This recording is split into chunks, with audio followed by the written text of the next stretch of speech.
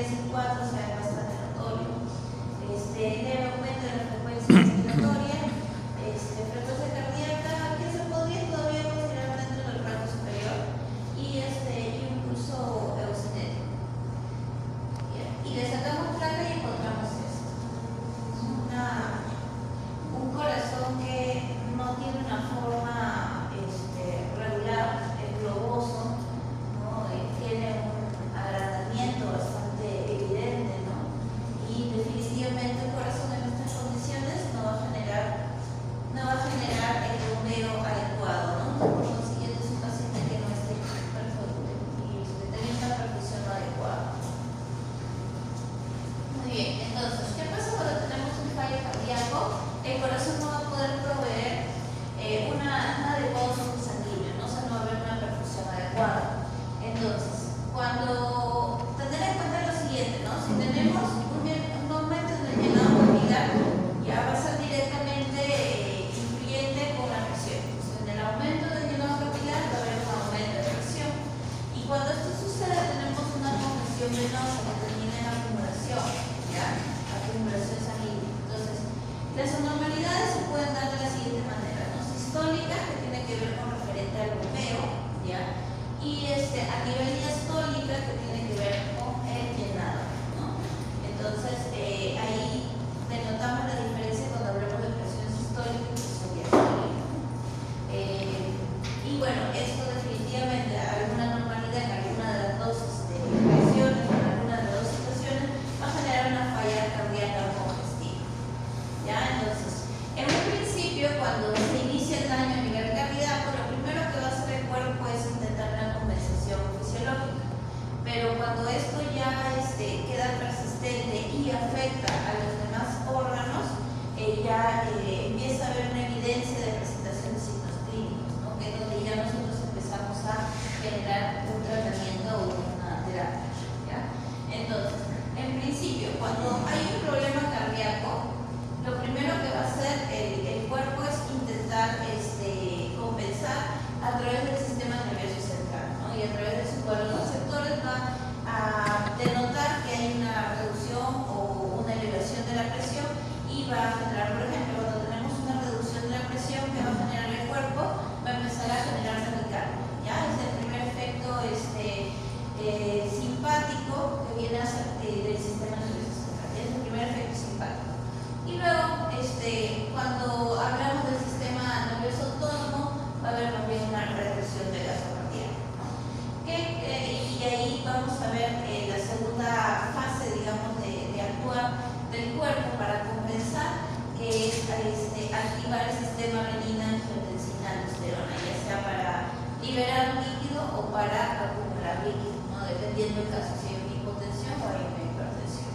¿Qué cambios vamos a ver? Básicamente cambios en la frecuencia cardíaca, ajustes de la contractibilidad miocárdica, respuesta intrínseca en el tamaño muscular, o sea, como vieron en la imagen anterior, o sea, dentro de todo el proceso de compensación, que es lo que se va a observar, va a empezar a haber un agrandamiento muscular, ¿ya? Y una optimización del tamaño de vascular, ¿no? O sea, va a haber el vaso sanguíneo va a empezar quizá a dilatarse o a contraerse dependiendo de lo que necesite compensar el cuerpo.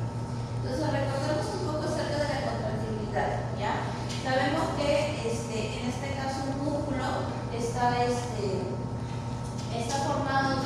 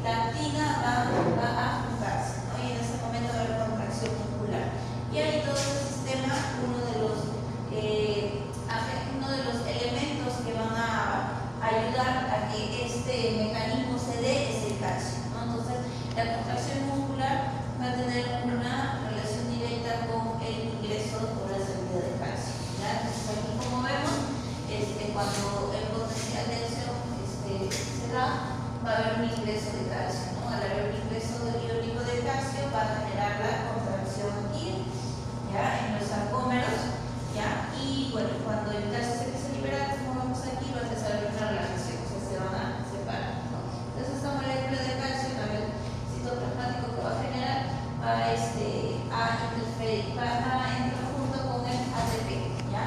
Y también a su vez va a haber un intercambio, ¿no? Cuando hay salida de calcio va a haber ingreso de sodio. Y si hay salida de sodio, cuando hay salida de sodio va a haber ingreso de potasio, ¿ya? Entonces eso es lo que tenemos que recordar acerca de cómo el calcio empieza a generar ese efecto de contractilidad.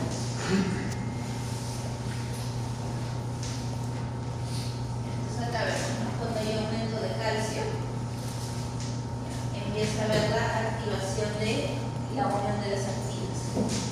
¿Ya? Y cuando hay reducción de calcio, ya empieza a haber la relajación, ¿no? Y como les decía, ¿no? El calcio junto con el ATP es lo que va a generar que se dé este efecto de unión de las actinas o de relajación o de separación de las actinas. Entonces, aquí vemos, ¿no? Básicamente, entonces, una de las formas de poder manejar lo que vendría a ser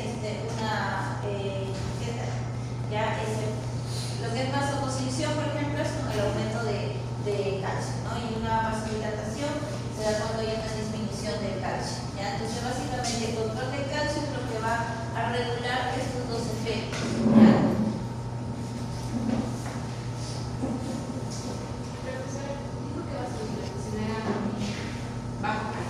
Sí. Ya, entonces, en el sistema renina-angiotensina-aldosterona, ya es un complejo neurohormonal ya compensatorio, es parte de lo que vendría a ser la compensación del cuerpo de manera, digamos que la acción rápida es la elevación de la frecuencia cardíaca, ¿no? Que lo va a dirigir el simpático. Y el parasimpático es lo que va a empezar a activar el sistema de renina-angiotensina-aldosterona. Es una reacción mediana en tiempo, ¿ya? Ya cuando hablamos de una acción larga compensatoria, ya estaríamos hablando ya de cambios fisiológicos en otros órganos, ¿no? Porque definitivamente al activar un sistema como principalmente vamos a estar afectando o cambiando el funcionamiento renal, ¿ya? Entonces, ¿qué va a generar? Va a generar el mantenimiento de la presión sanguínea normal, ¿ya? Se activa cuando hay una reducción del gasto cardíaco, ¿ya? O una reducción de la perfusión renal, ¿ya? Y lo primero que va a generar es la liberación de la renina, ¿ya? Por lo tanto, tener en cuenta, como les dije, que esto es un control fisiológico normal, ¿ya? Por ejemplo, si hablamos dentro de una cirugía y hay un cuadro de hipotensión, lo primero que se va a activar es este sistema, que puede perdurar unas horas. Ahora, definitivamente, cuando hablamos dentro de un proceso de anestesia, siempre lo ideal es que no dejemos que esta activación del sistema se dé por más de 10 minutos, ¿no? O sea, tenemos como que 10 minutos para poder regular nosotros la presión arterial para que no genere un efecto contraproducente en el riñón, ¿ya? Entonces, cuando tenemos una reducción en el gasto cardíaco, va a haber disminución de la presión sanguínea. Por consiguiente, va a haber una reducción de la perfusión renal y ahí es donde se va a generar la liberación de la renina. Entonces, ahí es donde, cuando hay una liberación de la renina junto con el angiotensión sinógeno, se va a generar la angiotensina 1, ¿ya? Esto a su vez, junto con el ECA, va a generar, se va a dar la angiotensina 2, ¿ya? Y eso que va a generar una vasoconstricción y por consiguiente se va a aumentar la presión sanguínea. También, a través de la angiotensina 2 se va a activar la aldosterona y esto a su vez va a generar una reabsorción del sodio, una reabsorción de agua. Entonces va a aumentar el volumen sanguíneo y al aumentar el volumen sanguíneo vamos a tener lo mismo que vamos a aumentar la presión sanguínea. Por eso es que quizá un mecanismo inicial, anestésicamente hablando, cuando hay vasodilatación por los fármacos, aumentamos un poco la volemia para poder subir la presión cuando hay un cuadro de hipotensión, ¿ya? Cuando es básicamente un hipotensión generada por los fármacos, por la vasodilatación de los fármacos. Entonces, tenemos esta figura a nivel central, ¿no? Cuando hay una disminución de presión, la reducción del gasto cardíaco se va a dar la transmisión vas a activar a los receptores a nivel central, ya que van a indicar obviamente que hay una reducción de la presión, ya va a ir al centro motor, va a aumentar el tono simpático y va a activar a los receptores, ¿no? Por un lado va a activar a la vasoconstricción periférica. ¿Ya? ¿Esto para qué? Para generar un menor flujo en los músculos, para mantener el flujo en el cerebro y en el corazón y generar una vasoconstricción, ¿no? Entonces, es el mecanismo, digamos, de preservación de que si hay una reducción, el cuerpo lo produce así, ¿no? Si reduce la cantidad o la volemia, la cantidad de sangre en el cuerpo, es lo que va primero a reservar los órganos principales. Entonces, ¿qué hago? Cierro la circulación periférica para que la cantidad de sangre mayor o lo poco que tengo, entre comillas, se quede en los órganos principales, ¿no? Corazón, cerebro y parte del sistema digestivo. ¿Ya? Entonces, bueno, también cuando va hacia los otros receptores, vamos a tener un aumento de la frecuencia cardíaca y de la contracción. Ahora, con referente a la vasoconstricción, ¿ya? Va a haber un aumento de sangre en el corazón, ¿no? Como vamos a generar una vasoconstricción a nivel periférica, vamos a reservar mayor cantidad de sangre a nivel central, ¿no? A nivel de los órganos diana, en este caso del sistema cardiovascular, y va a aumentar la contractibilidad. ¿Ya? A su vez, por el otro lado, cuando hay un aumento de la frecuencia cardíaca y un aumento de la contracción del corazón, ¿qué va a pasar? Va a aumentar el gasto cardíaco. ¿Ya? Junto con la reducción del flujo en los músculos, junto con el mantenimiento del flujo adecuado en el cerebro y en el corazón, que va a terminar habiendo, va a haber un aumento de presión arterial.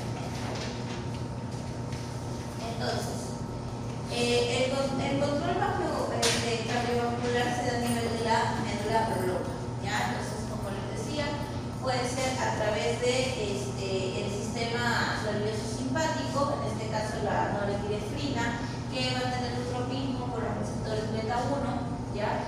En el cual lo que va a promover es el aumento del ingreso del sodio y del calcio, ¿ya? Entonces, como van a ver, aquí el calcio es bastante importante, ¿ya? En todo esto. ¿Ya? ¿Y qué va a generar esto? Va a generar un aumento de la velocidad de la despolarización de la membrana y por consiguiente se va a generar un aumento del ritmo cardíaco. O sea, como les dije, ¿no? El simpático que va a generar taquicardia, ¿no? Un aumento de la frecuencia cardíaca. Ya en el caso de el parasimpático, en este caso tenemos a la acetilcolina, ¿ya? ¿Qué se van a ¿dónde se van a tener tropismo? En los receptores muscarínicos, ¿ya? Y ¿qué va a generar? Va a generar un aumento del potasio y una reducción del calcio, ¿no? Esto es cuando tenemos cuando queremos reducir un poco esta hipertensión. Entonces, cuando hay una hipertensión, entonces va a hiperpolarizar la membrana y va a bajar la velocidad de polarización. Por consiguiente, va a reducir el ritmo cardíaco, ¿ya?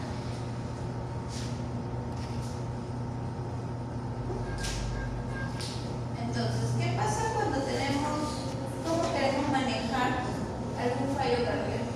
¿Ya? En principio tenemos que mejorar el gasto cardíaco, ya sea para reducirlo o para elevarlo. ¿Ya?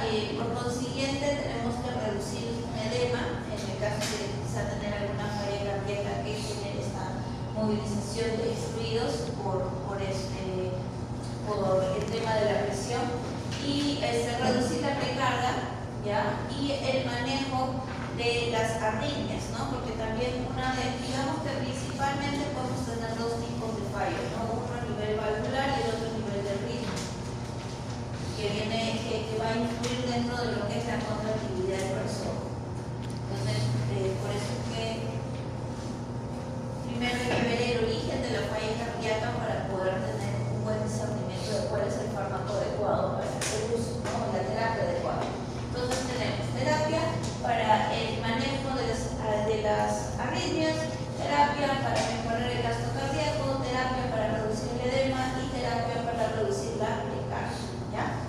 Entonces, sabemos que dentro del manejo de las terapias antiarrítmicas vamos a utilizar fármacos antiarrítmicos. Un ejemplo de ello es la lidocaína, que si bien es un fármaco anestésico local, también se puede usar intravenoso y me va a regular algún tipo de arritmia, por ejemplo, a niveles anestésicos, ¿no? Y se utiliza también dentro de infusiones analgésicas, ¿ya? Pero en el caso de tener, por ejemplo, alguna arritmia presentada durante cirugía, se puede utilizar la lidocaína para mejorar esto, para revertir esto, y digamos que el corazoncito va a ir funcionando tranquilo durante la cirugía. ¿Ya? Terapia para mejorar el gasto cardíaco, tenemos los ionotrópicos positivos, en este caso un digitálico, ¿ya? Con referente a la reducción de edema, eso básicamente van a influir de manera indirecta con el sistema cardiovascular, pero bueno, es la furosemida, que es un diurético. En el caso de la reducción de la precarga, estaríamos hablando de fármacos vasodilatadores, ¿no? Como el enalapril, por ejemplo. Entonces, fármacos que regulan la función cardíaca, ¿no? Como les estaba indicando, tenemos los que van a generar una acción directa y una acción indirecta. La acción directa va a aumentar la contractibilidad, ¿ya? O sea, por ejemplo, van a ser los ionotrópicos positivos, ¿no? Que van a realizar que la entrada de calcio aumente la entrada de calcio, va a abrir los canales para que aumente esto y va a mejorar, obviamente, va a aumentar la contractibilidad, ¿no? Aquellos que van a suprimir las arritmias, básicamente los antiarrítmicos.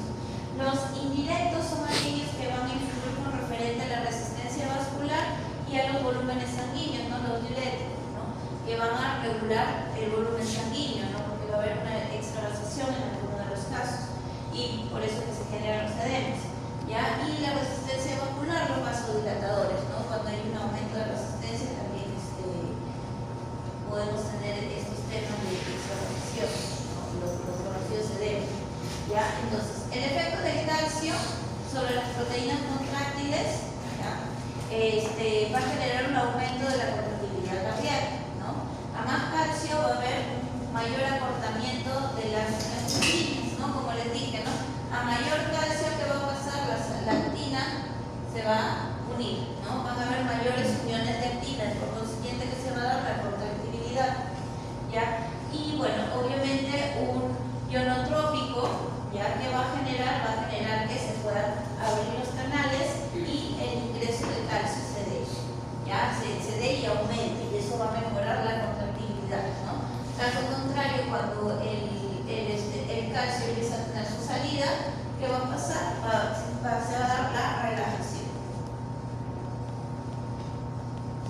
Ya, entonces tenemos los glucósidos cardíacos, ¿no? La digoxina. ¿Ya? ¿Qué van a realizar estos fármacos?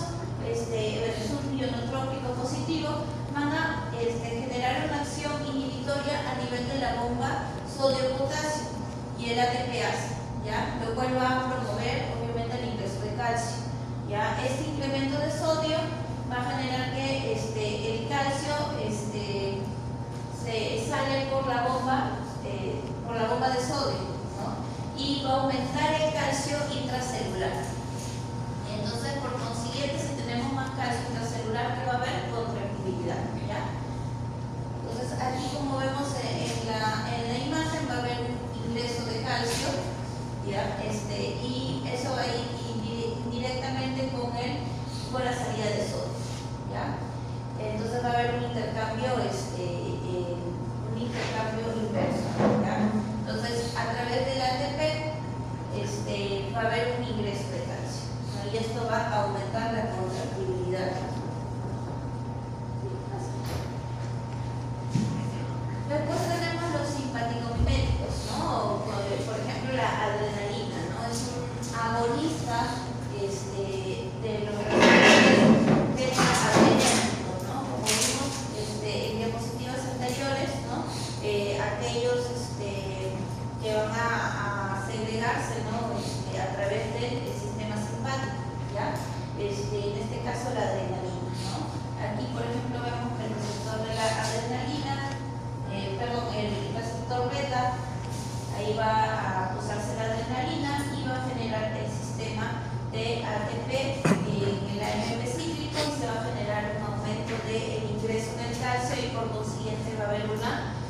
mayor un control aumento de la control contracción clínico. muscular.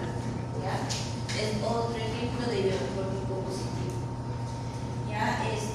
Otros simpático-miméticos, por ejemplo, la dobutamina y la dopamina. ¿No? La dopamina es un precesor. Es un precesor que vamos a observar aquí. Hay un efecto también sobre los receptores beta. ¿Ya? Va a tener un poco efecto sobre la frecuencia cardíaca. Tiene un mínimo efecto antiarrítmico.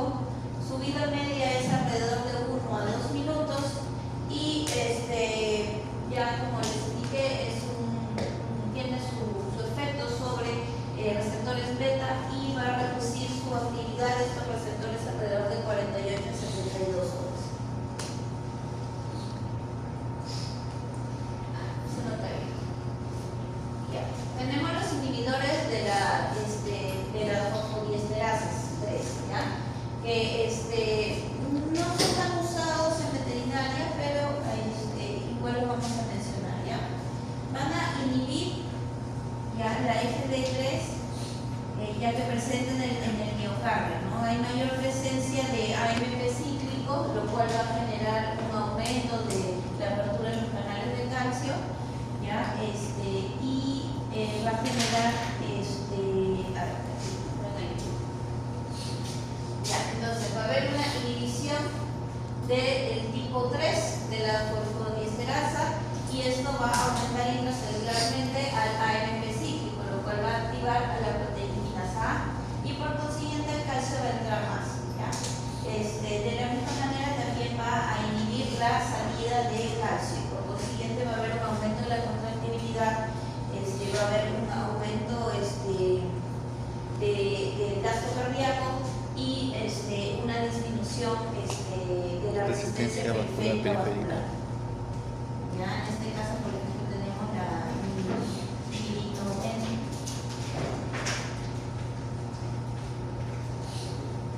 Entonces, acordarnos un poquito acerca del ritmo cardíaco, ¿no?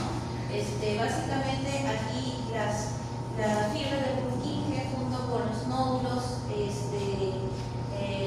son los que van a generar el tema del aumento cardíaco, ¿no? Acá tenemos, por ejemplo, una estadística, ¿no? Que uno de cada 25 gatos puede tener un problema dentro de la antiarritmia y quizá incluso no pueda ser detectado a nivel del electrocardiograma, ¿no? Igual el perro, ¿no? Uno de cada 20 perros quizá no se pueda detectar, ¿no? Bueno, sabemos que el sistema o la secuencia de movimientos cardíacos es así, ¿no? El nodo sinusal va a ir la conducción al atrio, el nodo auriculoventricular de ahí va a las mejillas y las fibras de Purkinje van a ir hacia el ventrículo, ¿no? Y ese sistema es básicamente el que se va a dar para que se dé la contractibilidad, ¿no? Entonces digamos que la conducción inicia aquí y de esta manera se va distribuyendo ya del atrio hacia el ventrículo. Entonces células que van a estar involucradas dentro del ritmo cardíaco, ¿no? Aquí vemos justo lo que les estaba mencionando anteriormente, todo inicia en el nodo sinusal, auriculosinusal. Ahí es donde vemos que inicia todo y va hacia las células, ¿ya? Así, y de esta manera se empieza a dar todo el sistema nervioso.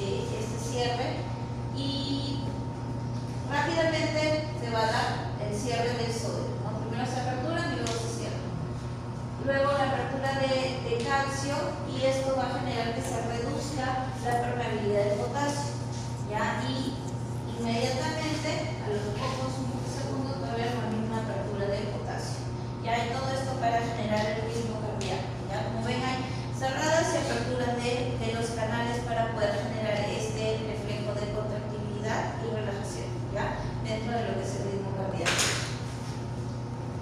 Entonces, las fibras especializadas dentro del sistema conductor, ¿ya? Entonces tenemos lo que esto ya más o menos hemos visto en las diapositivas anteriores, ¿no? A nivel de las neuronas simpáticas tenemos los receptores beta 1 que van a generar un aumento tanto del sodio como del calcio y van a aumentar la despolarización y por consiguiente va a haber un aumento de la frecuencia cardíaca. El parasimpático va a generar a través de los receptores muscarínicos un aumento de potasio, una reducción de calcio, esto va a generar una hiperpolarización y reducción de la despolarización y por consiguiente va a reducir el gasto, la frecuencia cardíaca, ¿ya? Entonces puede también ser modificado, tener en cuenta, por el sistema nervioso autónomo, ¿ya? Parasimpático a través de la acetilcolina, ¿ya? Y la norepinefrina a nivel simpático, ¿ya? Entonces estos básicamente son los transmisores que van a generar un cambio dentro de lo que vendría a ser la contractibilidad del corazón, ¿ya? A través de la apertura iónica, ¿ya? Entonces acordarnos de ello. Ya, entonces, el ritmo normal y una arritmia atrial, ¿no? En el ritmo normal obviamente vamos a tener la secuencia de las curvas que estamos viendo, ¿no? Y una arritmia atrial lo que vamos a ver es algún tipo de reducción dentro del tiempo y de la apertura de los canales a nivel de lo que vendría a ser la contracción atrial, ¿no? Que es lo primero que sucede dentro de todo el sistema rítmico del corazón. Entonces, ¿cuándo tenemos arritmias? ¿Ya? Cuando hay un desbalance entre el sistema nervioso central y el sistema simpático y el sistema nervioso parasimpático, porque como vemos, ambos van a tener influencia para lo que es la contractibilidad y el ritmo cardíaco. Pero si hay un desequilibrio entre ambos, es ahí donde va a haber una retraso o aumento dentro de alguna apertura de canales y no se va a dar el ritmo de manera adecuada, ¿no? Como hemos visto, para que se pueda dar todo el sistema de apertura de las aurículas y cuando estas se cierran, se abre el ventrículo, entonces hay una apertura de canales y a la misma vez se cierran los canales y todo esto es por un equilibrio dentro de lo que vendría a ser el sistema simpático y parasimpático, ¿ya? Entonces, cuando hay un desbalance de esto es donde podemos ver una arritmia. Cuando hay variaciones electrolíticas, ¿no? Que obviamente van a influir dentro, como les digo, de las aperturas de los canales iónicos, sobre todo a nivel de potasio y de calcio, también vamos a evidenciar una arritmia, ¿no? Cuando hay hipoxia, ¿ya? Cuando hay reducción del ingreso de oxígeno, ¿ya? Las acidosis también pueden generar arritmias, ¿no? La insuficiencia cardíaca congestiva, ¿no? También puede generar una arritmia, ¿no? Y así como algunos fármacos que pueden ser arritmogénicos, ¿ya? El cambio en la automaticidad, ¿no? La anormalidad dentro de frecuencia, la regularidad o lugar de origen del impulso eléctrico, ¿no? Entonces, también eso podría generar esta situación, ¿ya? La reentrada, ¿no? Alteración de la vasoconstricción y el impulso que modifica la secuencia atrioventricular, ¿no? Entonces, puede ser tanto en el inicio del impulso que se da a través del nódulo sinusal o dentro de la secuencia que se da a través del aurículo y la ventrícula. ¿Ya? Entonces, bueno, ¿cómo lo medimos? Tenemos, digamos, formas para poder medir el tema de la arritmia mediante el electrocardiograma, ¿no? El electrocardiograma nos va a servir a través de su curva para poder recibir una buena polarización o despolarización y por consecuencia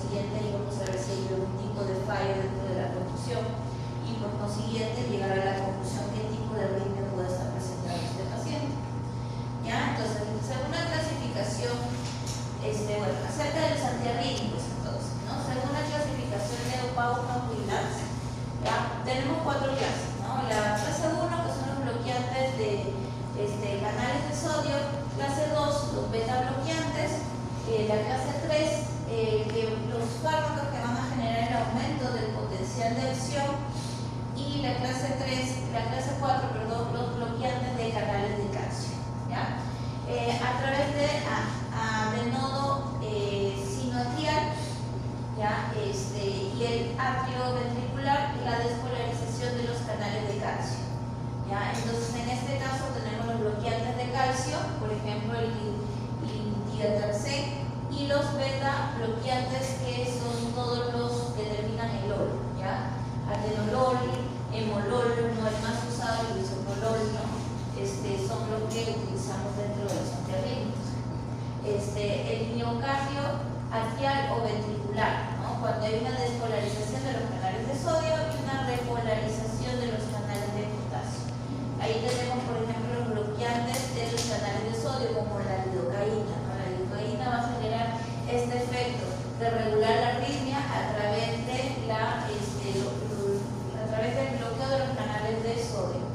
Los bloqueantes de los canales de potasio, por ejemplo, el amiodarona, que es una de las que más utilizamos como bloqueantes de canales de potasio, ¿ya? Y bueno, pues tenemos al sotalol. Entonces, hablemos primero de los bloqueantes de canales de sodio. ¿Ya? Reducen la velocidad de la despolarización y la excitabilidad. ¿Ya? Entonces, ¿qué va a pasar? Al haber una reducción, un bloqueo, ¿ya? De la apertura de sodio, ¿ya? Vamos a tener esto, ¿no? Cuando hay una despolarización, el sodio se inactiva su apertura, se cierra y por consiguiente no va a ingresar a la célula, ¿no? Y esto va a generar que haya una regulación dentro del ritmo. En el caso de los agonistas, de los receptores beta-adrenérgicos, ya son receptores simpáticos, ya que van a generar a nivel del alfa-1, acuérdense, son los vasoconstrictores, ¿no? Los receptores alfa-2 son vasodilatadores, ¿no? Por ejemplo, ahí están los silacina, dexmedetomidina, ¿no? Después tenemos beta-1, esos son los que van a incrementar la frecuencia cardíaca, ¿ya? Y los beta-2 son los que van a generar una broncodilatación. Entonces, hacernos recordar de los receptores simpáticos, y básicamente aquí lo que vamos a generar es vamos a activar al receptor beta-1, ¿no?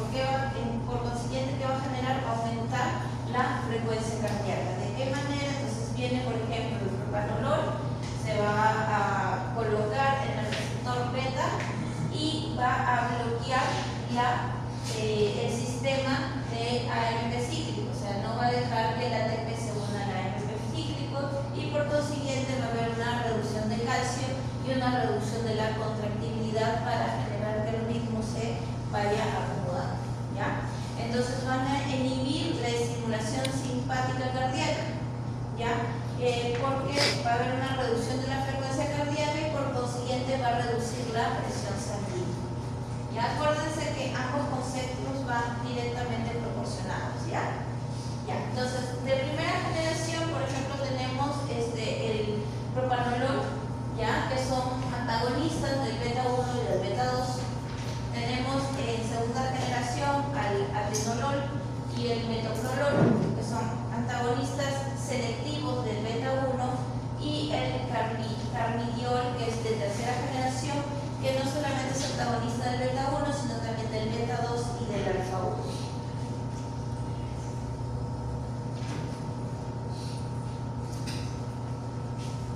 Muy bien, entonces aquí tenemos los bloqueantes.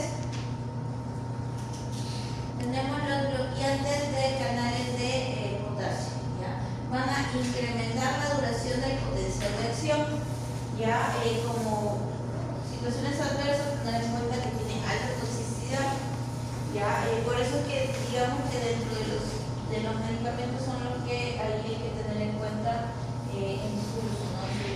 Sus situaciones contraproducentes, ya van a generar una arritmia ventricular resistente. ¿Ya? Y aquí, como vemos, ya lo que va a hacer normalmente es que el potasio debe salir por el canal y lo va a cerrar, ¿no? Entonces el potasio se va a quedar y esto va a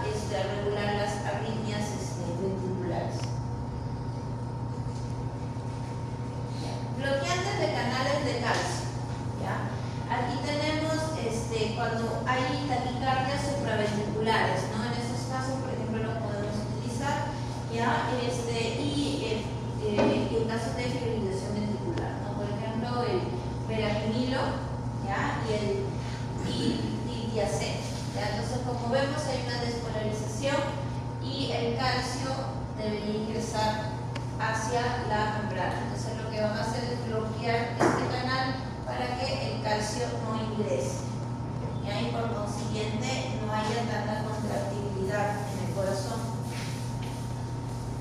Bueno, fármacos vasodilatadores. ¿Ya? Aquí tenemos los agonistas de canales de potasio, los inhibidores del IECA, los bloqueantes de los canales de calcio, inhibidores de receptores de la angiotensina 2, ¿ya? Y la vasodilatadores. Entonces, bueno, recordemos nuevamente qué pasa con el sistema renina, angiotensina, aldosterona. ¿Ya? Aquí tenemos, cuando empieza a haber el angiotensinógeno va a ser secretado por el hígado, ¿no? Se va a través de la renina, que va a ser segregada por el riñón, se va a formar la angiotensina 1. ¿Ya? El endotelio pulmonar y renal va a generar el ECA y se va a convertir en angiotensina 2. Entonces, como vemos, el sistema renina, angiotensina, aldosterona es un sistema que abarca varios órganos, ¿no? Entonces, de esta manera, ¿qué va a generar? Va a generar una actividad simpática, va a generar una reabsorción del sodio, del cloro, una excreción del calcio y va, por consiguiente, a retener agua, ¿no? Va a retener agua para aumentar la volemia. Va a haber también de manera positiva la segregación de la aldosterona, ¿no? Que también se va a generar a nivel renal. Va a aumentar la vasoconstricción arteriolar. Entonces, la vasoconstricción periférica la va a activar, ya aumentando de esta manera la presión sanguínea, la presión cardíaca, ¿no? Porque va a aumentar la volemia en los órganos principales. ¿Ya? Después, ¿qué más va a generar? A nivel de la hipófisis va a generar la segregación del HDA, ¿ya? Lo cual va a generar una mayor absorción de agua, ¿ya? Y por consiguiente va a aumentar la volemia, ¿ya? Entonces, la retención de agua y sal, ¿ya? Va a generar una volemia aumentada y una perfusión del aparato glomerular también aumentada, porque va a activarlo a la segregación de renina y aldosterona. Y también a lo que vendría a ser el sistema de la retención de líquidos para aumentar la volemia. Entonces, aquí, ¿no? A nivel de, una vez que tenemos formada la angiotensina 2, entonces vamos a tener una reabsorción del sodio y agua por las vías de secreción de la aldosterona. Vamos a tener una vasoconstricción periférica y efectos cronotrópicos y arritmogénicos, ¿ya? Así va a haber un influencia también en el ritmo a nivel cardíaco. Ahora, con referente a los inhibidores del receptor 1 de la angiotensina 2, por ejemplo, tenemos al losartán, ¿ya? Al cardesartán, al valsartán y el telmisartán. Entonces, estos fármacos vasodilatadores van a generar una cascada de SRA, ya del sistema renina, angiotensina, aldosterona, ya en la cual el angiotensinógeno que va a ser activado por la renina, que va a generar una angiotensina 1, que la ECA también va a activar a esto y va a generar una angiotensina 2, se va a dar la R1, que es la liberación de aldosterona, la absorción del sodio, la vasoconstricción y los receptores 2 que van a generar la vasodilatación, ¿ya?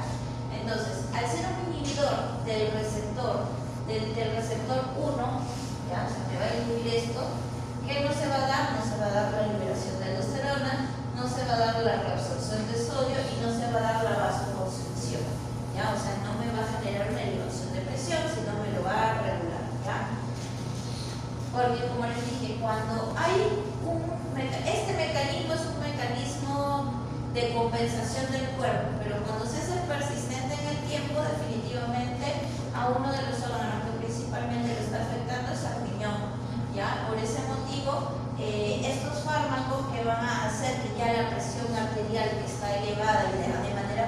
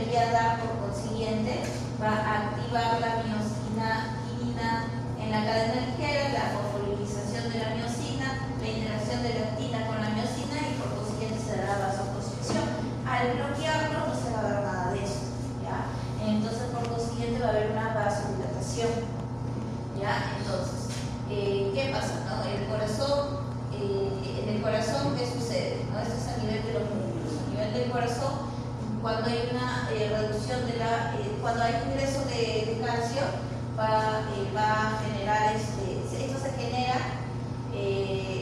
cuando hay una reducción del ingreso de calcio, esto va a reducir la contractilidad del miocardio, ¿ya? Y esto, ¿qué más va a generar? Va a generar que reduzca la velocidad de la conducción auriculoventricular y va a generar la disminución de la frecuencia del marcapaso del nodo sinusal, o sea, lo va a regular, ¿ya?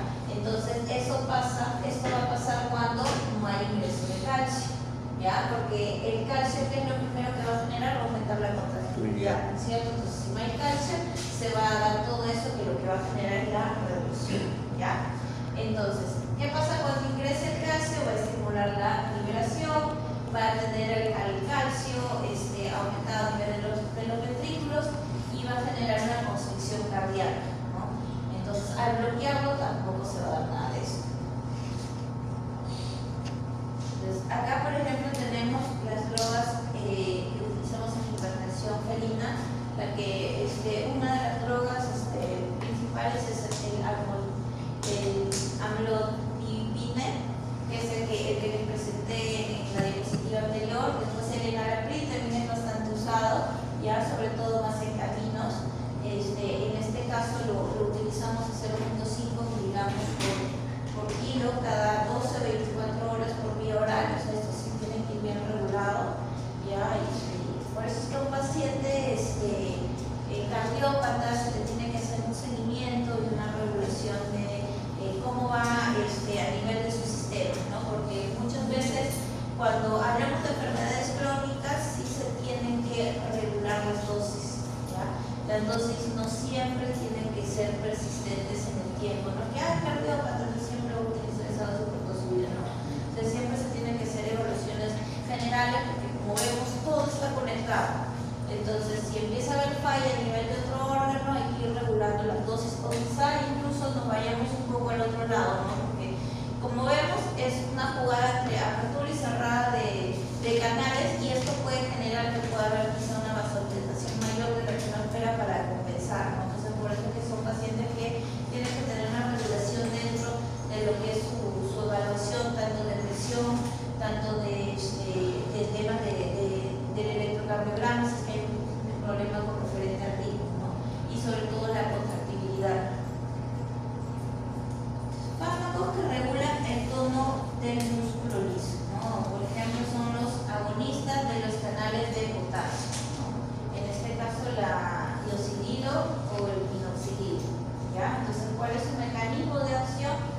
Van a aperturar los canales de potasio, ¿ya? Y de esta manera va a haber una dilatación arteriolar, o sea, va a evitar que haya una vasoconstricción periférica, ya va a haber una hiperpolarización y por consiguiente va a haber una relajación muscular, ¿ya? Entonces el corazón no va a estar así, lo va a relajar y va a reducir la resistencia periférica, ¿no? Entonces al reducir la vasoconstricción periférica también va a reducir la presión que hay a nivel de esos vasos sanguíneos, ¿no?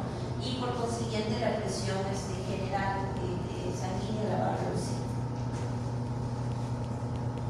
Después tenemos los vasodilatadores, los nitrovasodilatadores, en este caso tenemos el nitroglicerina y la nitrogluciato sódico. No son muy usados en veterinaria, pero son parte de, digamos, los vasodilatadores que podemos utilizar, ¿ya? Entonces, como vemos aquí, básicamente va a generar una vasodilatación, ¿ya? Y por consiguiente pues va a bloquear el efecto del calcio.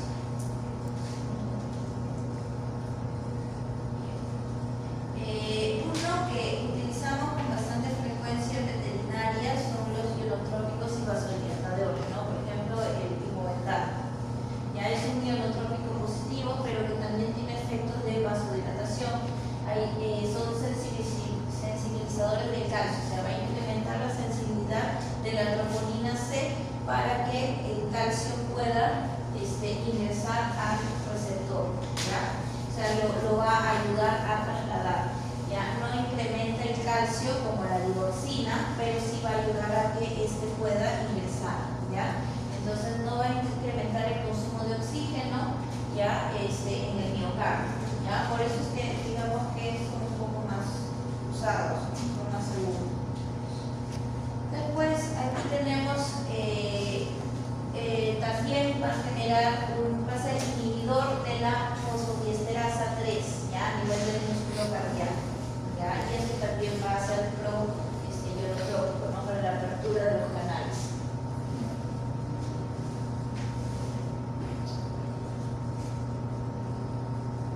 ¿Ya? Entonces, como vemos aquí, va a haber una apertura del canal de calcio. El calcio va a entrar al músculo, a los miofilamentos, y va a generar la activación del sistema de miocina y actina, ¿no? Para que las actinas se puedan unir, ¿no? Y obviamente esto lo va a producir junto a la protonopina, ¿no? Que lo va a ayudar a ingresar.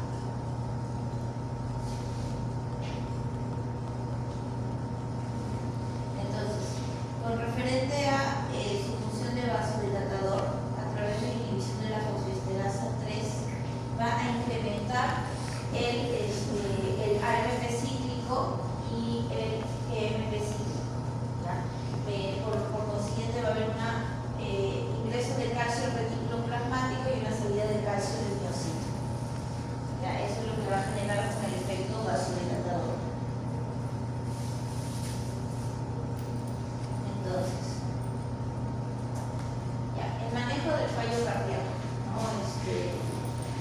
Por ejemplo, en una etapa A, ya, cuando hay un alto riesgo de alguna enfermedad cardíaca, todavía no tener en cuenta quizá utilizar fármacos, ninguna dieta, ¿no? Con referente a cuando ya hay a nivel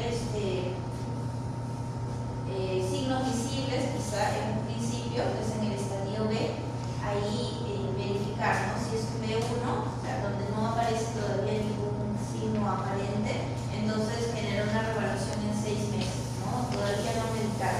Cuando está en un estadio B, cuando ya hay alguna aparición de algún signo con referente a un problema cardiológico, ya por ejemplo en principio podemos usar un timomeldam, ya utilizar dietas bajas en sal, ya beta bloqueantes o la espironolactona. En una etapa C es cuando ya tenemos un paciente que sí tiene una descompensación cardíaca bastante marcada, e incluso podría haber ya lo que es salida de líquidos hacia cavidades, ¿no? Por ejemplo, empieza una citis, ¿no? Y ahí ya tenemos que también regular lo que viene a ser la salida de estos líquidos, ¿no? Y ahí podemos usar una furosemida, un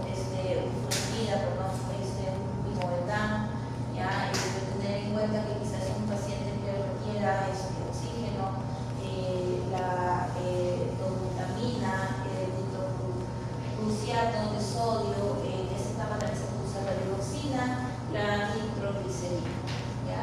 Y bueno, ya cuando tenemos una falla bastante severa a nivel cardíaco, ya somos un poco más agresivos con los fármacos, ¿no? Que se utilizan, por ejemplo, una furosemida, una sildenafilo o un butorfano, ¿no?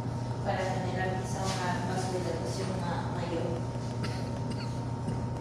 Ya, entonces, manejo del fallo cardíaco, por ejemplo, en gatos, ¿no? Cuando hay una predisposición, tenerlo en observación. Ya, cuando hay bajo riesgo, que viene a ser a nivel subclínico, ya todavía lo vamos a ir evaluando, pero no medicando aún, ¿no? Ya cuando tenemos quizá un alto riesgo, ya a nivel subclínico, que es moderado a severo, ya podemos ir medicando con algunos reguladores. A nivel C, aquí ya hablamos ya de un paciente que ya tiene varias sistemas comprometidos y desregulados, ¿no? Entonces ahí tenemos que hacer diferentes combinaciones de fármacos, no necesariamente solo los que van a ser directamente influyentes con el manejo cardíaco, sino aquellos que son indirectos.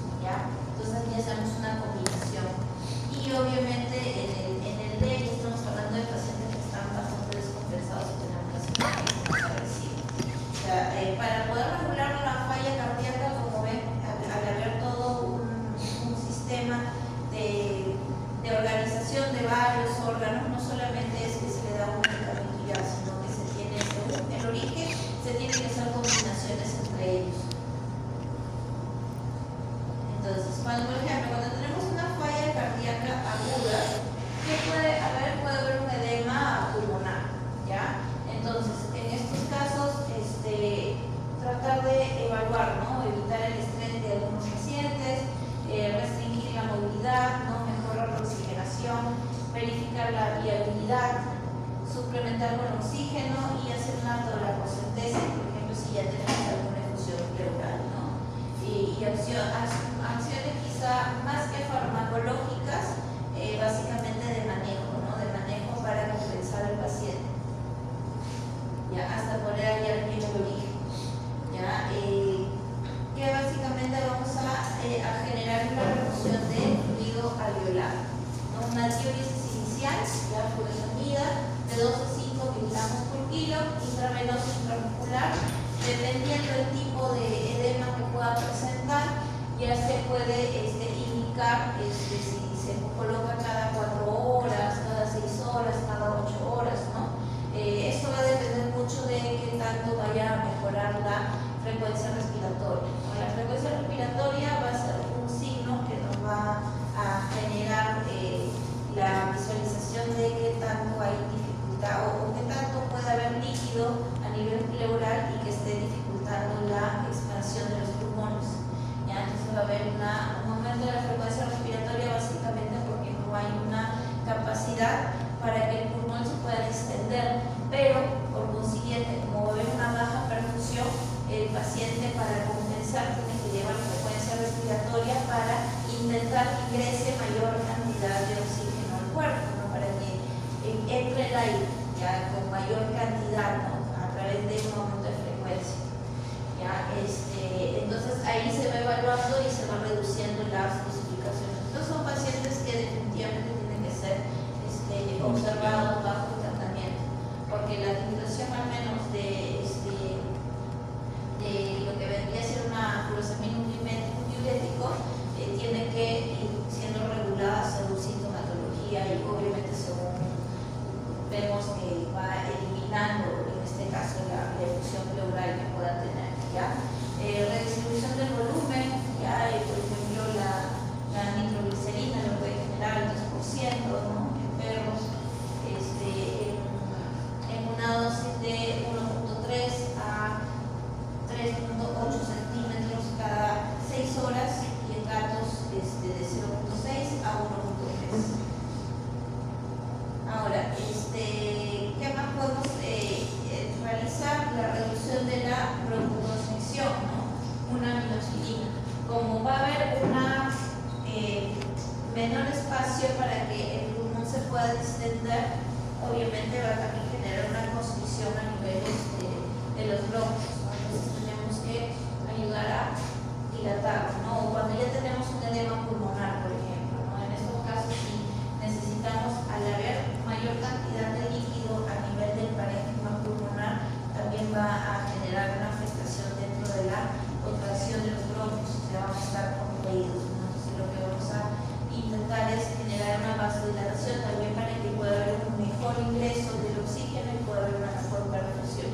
Ya la aminofilina es uno de ellos, ¿ya? Eso se usa de 4 a 8 miligramos por kilo intravenosa lenta, ¿ya? Intramuscular subcutáneo se puede usar, pero en realidad si queremos ver un efecto adecuado es un medicamento que debería ir intravenoso lento y observado, ¿ya?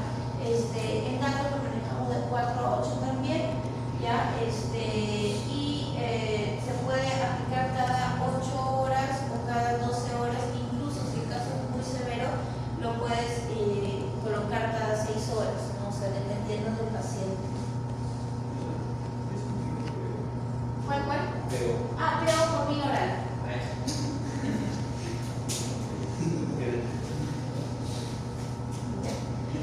Para reducir la poscarga, por ejemplo, podemos usar la hidralacina, ¿ya? El enalapril y el amlodipino,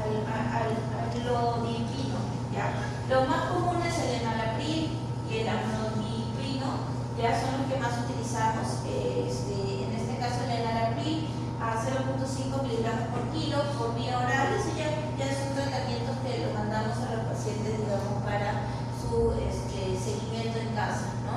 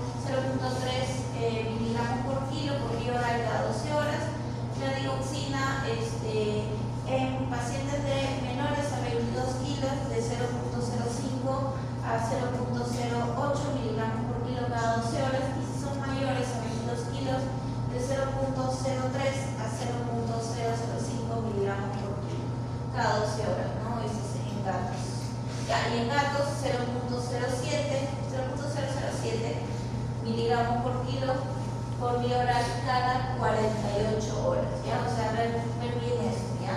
Porque cuando habíamos hablado, por ejemplo, de la dioxina, que podría haber cierto efecto tóxico, ¿no? Entonces, ese dato se utiliza cada 48 horas.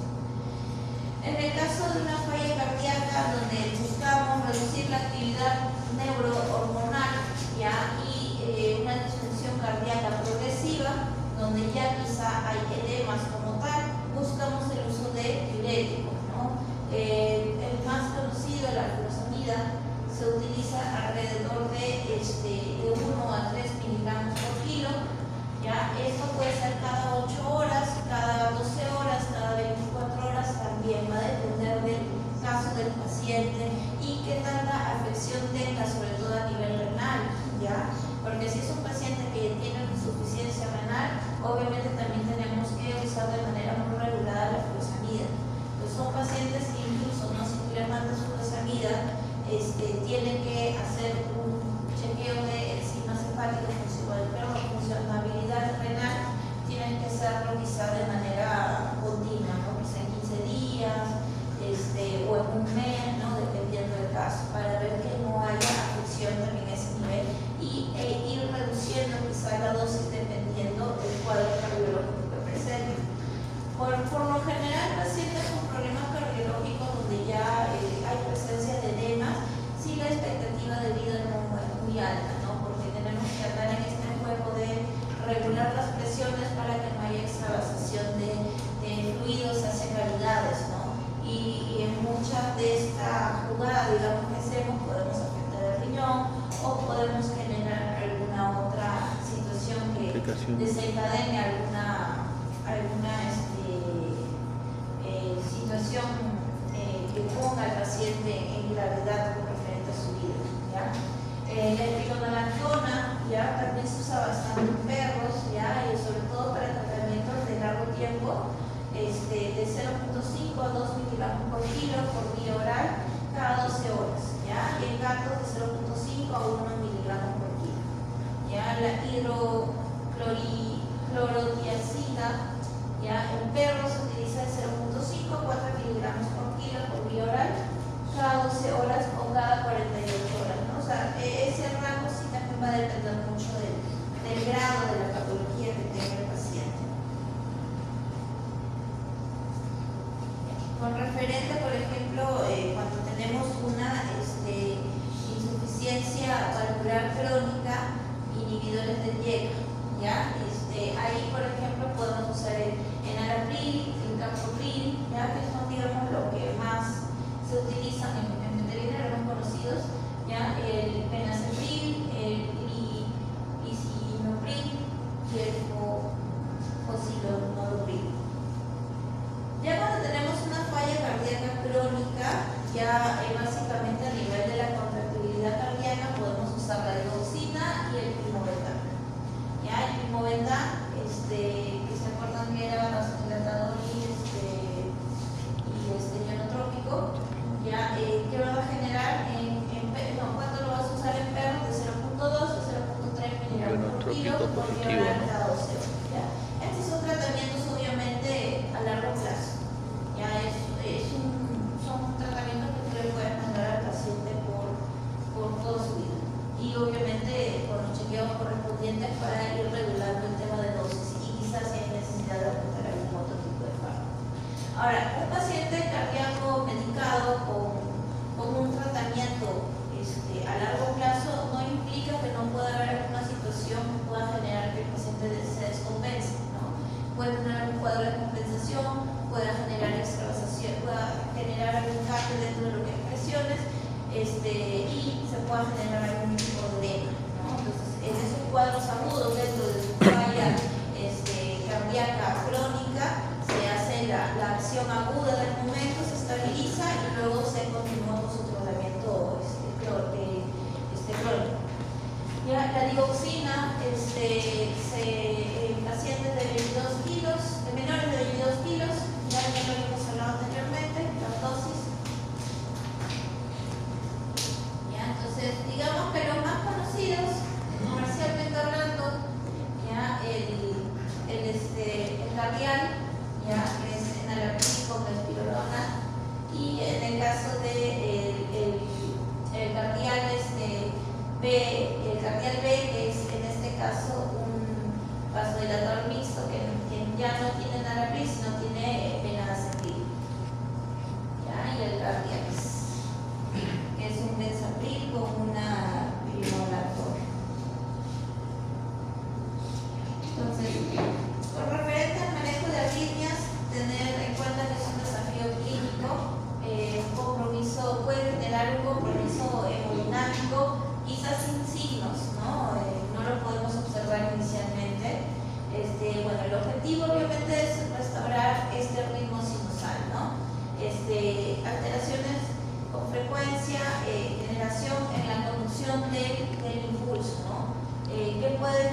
irregular, puede generar cambios en el pH, hipopotasemia, puede generar sobrecarga mecánica en el corazón, ya puede generar isquemia en el miocardio y alteraciones en el sistema nervioso autónomo.